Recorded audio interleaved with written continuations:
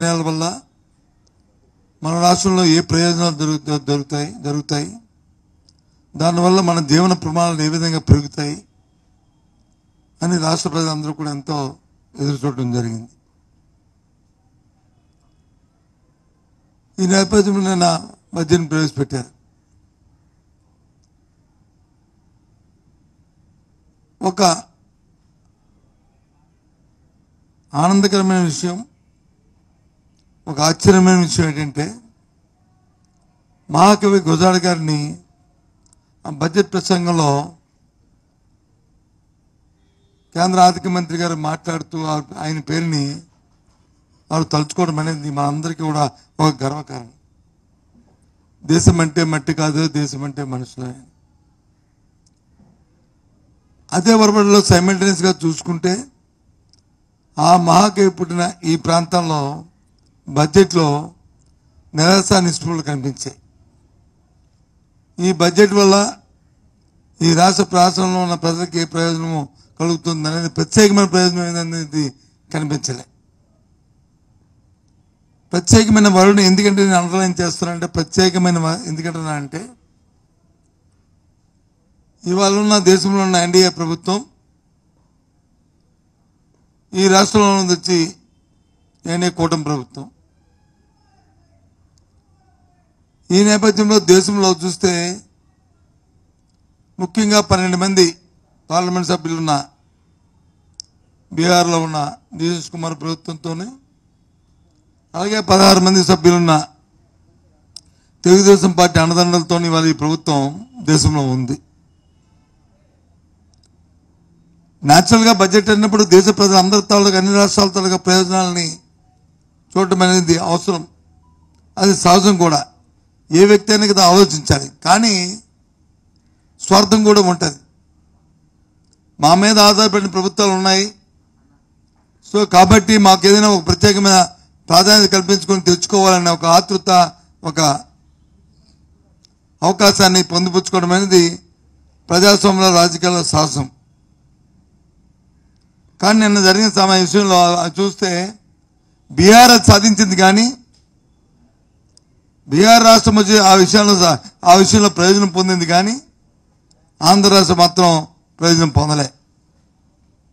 చాలా శోచనీయం, చాలా బాధాకరం. దీన్ని బట్టి చూస్తుంటే తెలిసింది ఏమిటంటే ఈ రాష్ట్రంలో కూటమి ప్రభుత్వంలో ముఖ్యంగా ప్రధానంగా ఉన్న తెలుగుదేశం పార్టీ కానీ ఈ ప్రాధాన్యతలు వేరు, రాష్ట్ర ప్రయోజనాలు ముఖ్యం కాదు, వాళ్ళ రాజకీయ ప్రయోజనాలే ముఖ్యం అనేది ఈ బడ్జెట్లో తేటతెల్లం అవుతుంది. అవతల వారితో కంపేర్ చేసుకున్నప్పుడు జరిగిన నేపథ్యంలో మహాకవి గారి పేరు తప్ప ఇంకోసారి ఇంకో విషయంలో ఎక్కడా కూడా ఈ విషయాన్ని పొందుపరచలే. మర్చిపోయాను, సారీ, ఇంకో దగ్గర కూడా పొందుపరిచారు. అదేంటంటే మనకి జీవనాడి అయిన పోలవరంని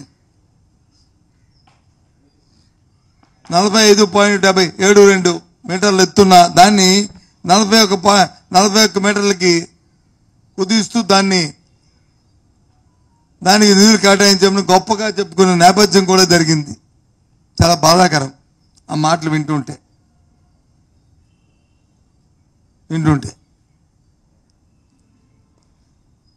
ఆలోచించవలసింది అది. అంతకుముందు కూడా మనకు తెలుసు 14-19 మంది ఏం జరిగిందో మనం చూసాం.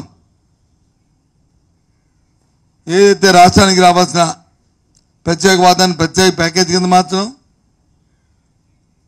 అప్పుడున్న ఈ పోలవరానికి రావాల్సిన ఏదైతే రిహాబిలిటేషన్ దానికి సంబంధించిన అంశాల్లోనూ తెలుగుదేశం పార్టీ ఏ విధమైన విధానాలు తీసుకుందో దాని నుంచి గత 5 సంవత్సరాలుగా ఎంత ఇబ్బంది పడి దాన్ని మళ్ళీ సస్టైన్ చేయడానికి ప్రయత్నాలు చేసిందో మా ప్రభుత్వం అందరికి తెలుసు. మళ్ళీ పునరావృతం అవుతుంది. దీని మీద పోలవరం మీద మళ్ళీ ఒకసారి, ఎందుకంటే దీనివల్ల ఈ ఎత్తు తగ్గించడం వల్ల ముఖ్యంగా మన ఉత్తరాంధ్ర ప్రాంతానికి, సూచకమైన రాయలసీమ ప్రాంతానికి దీనివల్ల చాలా ఇబ్బందికర పరిస్థితులు రాబోతున్నాయి. దానిపై మళ్ళీ ప్రత్యేకంగా ఒక చర్చ మీతో ఇంటరాక్షన్ అవుతాము. ఓ మేధావులతో ఒక సమావేశాన్ని కూడా ఏర్పాటు చేస్తాం. దీని మీద తప్పకుండా ఎన్డీఏ ప్రభుత్వం సమాధానం చెప్పవలసిందే. ఇకపోతే మనకి బడ్జెట్లో 2-3 అంశాలు మనం ప్రధానంగా చూసాం.